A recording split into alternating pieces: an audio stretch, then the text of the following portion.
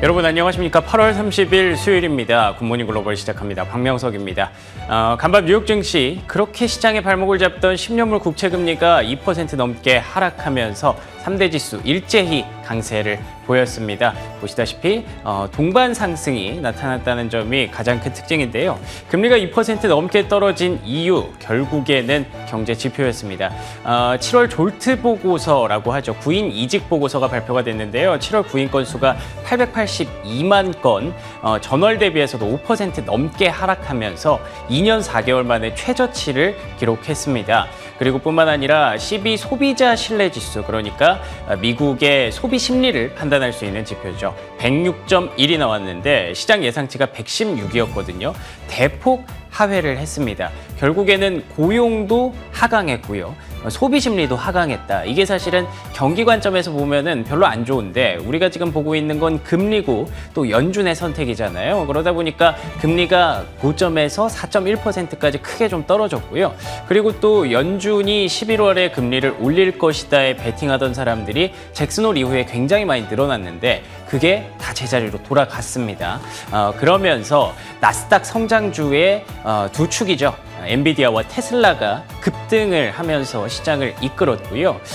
엔비디아와 테슬라뿐만 아니라 통신주와 같은 이런 가치주 영역도 강세를 보였던 게 또 특징이었습니다. AT&T, 버라이즌 같은 기업들은 물론 일단은 투자 의견 상향이라는 또 추가적인 부분들이 좀 있었지만 어찌됐든 3대 지수가 동시에 일제히 강세를 보이는데 기여를 좀 했습니다.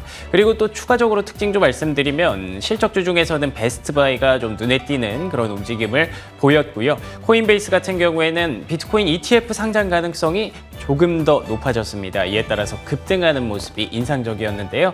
결국 이렇게 시장을 움직이는 건 결국 또 금리였습니다. 그리고 또 금리가 떨어지는 데 기여를 했던 것이 말씀드렸던 고용과 소비의 둔화였다는 점에서 결국 그 키는 연준이 들고 있구나라는 추측을 우리가 확인할 수 있었던 그런 하루였다고 볼 수가 있겠네요. 그렇지만 보시는 것처럼 여전히 넘어야 할 산이 좀 많습니다. 당장 내일에는 8월 민간 고용이 발표될 예정이고요. 그리고 주말에 또 고용 보고서, 다음 주로 넘어가면 CPI까지 계속 그 경험들을 겪어가면서 또 금리 변동성, 시장 변동성 우리가 염두에 두고 조금은 긴장 놓지 말고 가야겠죠. 그렇지만 오늘은 즐겨도 괜찮지 않을까 싶습니다. 내일 걱정은 천천히 하는 걸로 하죠. 수요일 굿모닝 글로벌 지금부터 출발합니다.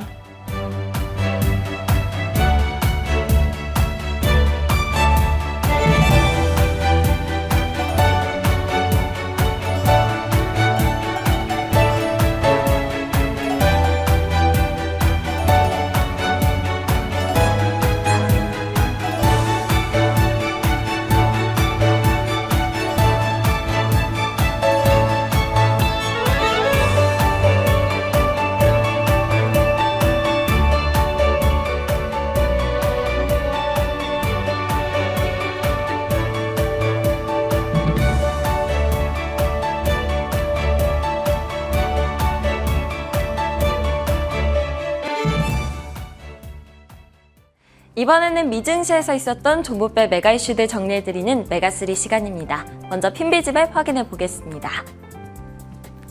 기술주들이 일제히 반등하면서 시장을 끌어올렸던 하루였습니다. 기술, 커뮤니케이션, 그리고 임의 소비재 섹터의 상승세가 2% 안팎으로 강했는데요.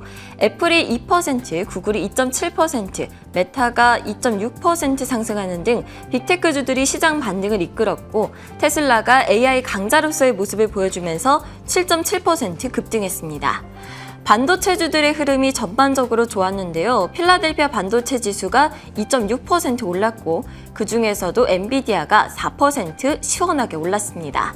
개별주들 소식도 보겠습니다. 오라클의 주가는 UBS가 투자 의견을 중립에서 매수로 상향을 하자 3.26% 올랐고요. 데이터 분석 개발 관련된 스플렁크는 제프리스에서 투자 의견을 매수로 유지하고 섹터 내 탑픽으로 제시하자 1% 올랐습니다. 리테일 기업들 가운데에서는 베스트바이가 실적을 발표했는데요. 예상치를 상회하는 2분기 실적으로 3.9% 올랐고요. 마지막으로 중국 인터넷 ADR 기업인 핀듀오듀오가 예상치를 큰 폭으로 뛰어넘는 2분기 실적을 발표하면서 15% 넘게 급등했습니다. 그럼 오늘의 메가3 확인해 보겠습니다. 오늘은 중국의 경제 역풍을 피해가지 못한 니오 소식부터 시작을 해서요. 테슬라가 AI 선두주자로서 또 어떤 소식을 들고 왔는지 확인해 보고요. 마지막으로는 비트코인을 비롯한 암호화폐 관련주들이 모두 급등했는데 그 이유도 살펴보겠습니다. 먼저 자동차 섹터로 시작해 보겠습니다. 중국의 전기차 기업인 니오는 긍정적인 매출 전망에도 불구하고 2분기 실적이 실망스럽게 나오면서 주가가 1.3% 급락했습니다. 니오는 오늘 3분기에 5만에서 5만 5천 대에서 5만 7천 대의 차량을 인도할 것으로 기대한다고 전했는데요. 전년에 3만 1,600대와 비교해 봤을 때 크게 증가한 거죠. 이에 매출 전망치도 크게 올렸습니다. 하지만 긍정적인 전망에도 중국의 경기 둔화로 인해서 여전히 2분기 실적이 예상보다 부진한 것으로 드러나면서 주가 하락을 막지는 못했습니다. 제너럴모터스 소식도 보겠습니다. 제너럴모터스가 인공지능 기술을 차량에 활용하기 위해 구글 클라우드와 협력을 강화하기로 했습니다. 두 기업은 대화형 AI 기술을 제너럴모터스 차량에 우선 도입을 하고 향후 생성형 AI 활용 사례를 모색하기로 했는데요. 해당 소식에 제너럴모터스는 1% 상승했습니다.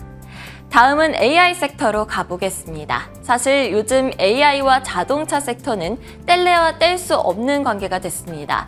테슬라가 그 대표적인 예인데요. AI를 활용해서 자율주행 기술을 강화시키고 있고 AI의 선두주자로서 활약 중이기 때문이죠. 그래서 이번에는 테슬라를 전기차 섹터가 아닌 AI 섹터 쪽으로 가져와서 이야기해보려고 합니다. 간밤에는 테슬라가 3억 달러 규모의 새 AI 슈퍼컴퓨터를 출시한다는 소식이 들려왔습니다. 이 슈퍼컴퓨터는 만 개의 엔비디아 H100 GPU를 사용하고 세계에서 세 번째로 성능이 좋은 슈퍼컴퓨터보다 강력하다고 합니다. 테슬라는 앞으로 완전한 자율주행 기술을 더 빠르게 훈련시키기 위해서 컴퓨팅 능력을 향상시키고 있다고 하고요. 올해 AI 교육에 20억 달러 이상을 쓰고 내년에도 20억 달러를 추가로 쓰면서 투자를 아끼지 않는다고 합니다. 테슬라 주가는 간밤 7.7% 급등했습니다. 이어서 팔란티어 소식도 볼게요. 간밤 5.2% 올랐는데요. 뱅크 오브 아메리카에서 팔란티어가 인공지능 섹터 내 주도주라면서 투자 의견을 매수로 유지하고 목표가를 18달러로 제시했기 때문입니다. 그 이후로는 AI 열풍에 따라서 보안 솔루션 수요가 증가해 이에 수혜를 입을 수 있다는 점을 들었는데요. 특히 기업뿐만 아니라 정부 기관을 대상으로 AI 솔루션을 제공하기 때문에 독보적인 위치에 있다고 강조했습니다. 엔비디아도 밤사이 많이 올랐죠. 4.2% 급등했는데요. 2분기 호실적이 뒤늦게 반영이 되면서 480달러 선을 회복했습니다. 모건 스탠리에서는 엔비디아에 대해 지난주에 강한 실적이 AI 공급망에 긍정적인 시그널이 될 수 있다면서 비중 확대 의견을 재확인했습니다. 마지막으로는 암호화폐 관련 소식입니다. 코인베이스 등 암호화폐 관련주들이 일제히 급등했는데요. 미국 법원이 비트코인 ETF 신청과 관련해 증권거래위원회를 상대로 그레이스케일의 손을 들어줬기 때문입니다. 미 연방항소법원은 미 증권거래위원회에게 그레이스케일이 제안한 비트코인 ETF 거부를 취소하라고 판결했는데요. 이 결정은 암호화폐를 직접 소유하지 않아도 투자자들이 비트코인 현물 ETF를 통해 암호화폐에 투자할 기회가 열렸음을 의미합니다. 이에 비트코인 가격이 5%대로 급등을 했고요. 코인베이스는 14.9% 급등했고 비트코인 채굴 기업인 마라톤 디지털과 라이어 플랫폼즈도 역시나 각각 28.8%, 17.3%씩 급등했습니다. 지금까지 메가3였고요. 이번에는 좀 더 자세한 시장 이야기 김태수 위원님과 함께 이야기해 보겠습니다. 위원님 안녕하세요.